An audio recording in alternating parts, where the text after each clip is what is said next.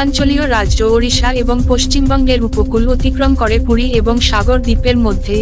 ডানা গতিবেগ 100-110 কিলোমিটার প্রতি ঘন্টায়।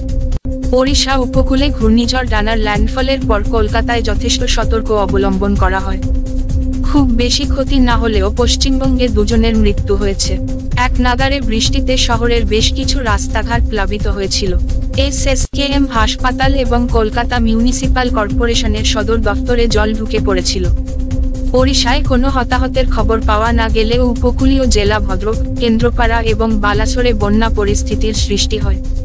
আসলে ডানার ল্যান্ডফলের বহু আগে থেকেই পশ্চিমবঙ্গ ওড়িশার বিভিন্ন জায়গায় সতর্ক বার্তা প্রচার করা হয়, যার ফলে সরকার সহ সাধারণ জনগণ নিজে থেকেই সতর্ক ছিল সেই সময়। তবে ডানার প্রভাব কাটিয়ে উঠতে না উঠতেই ফের এক ঘূর্ণিঝড়ের আভাস দিল বাংলাদেশের আবহাওয়া দপ্তর।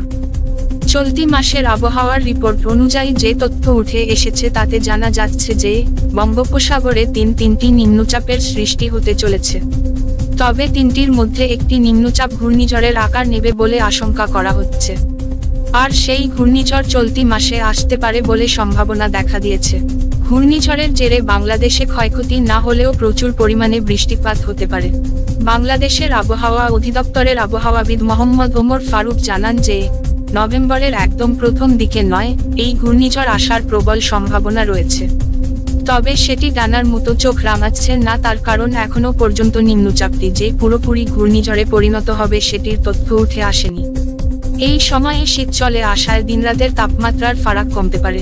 বাংলাদেশে হালকা শীতের আমেজ শুরু হতে পারে। পূর্বে অক্টোবর থেকে হালকা শীতের আমেজ শুরু হয়ে যেত, কিন্তু তাপমাত্রা দিন দিন বেড়ে চলার ফলে এখন নভেম্বর শুরুতে শীত এসে পৌঁছাতে পারে না। তবে বৃষ্টির জেরে তাপমাত্রা এক ধাক্কায় কমে যায়।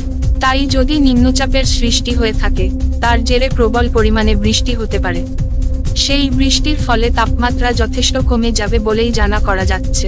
ব্যুরো রিপোর্ট, জেলার বার্তা।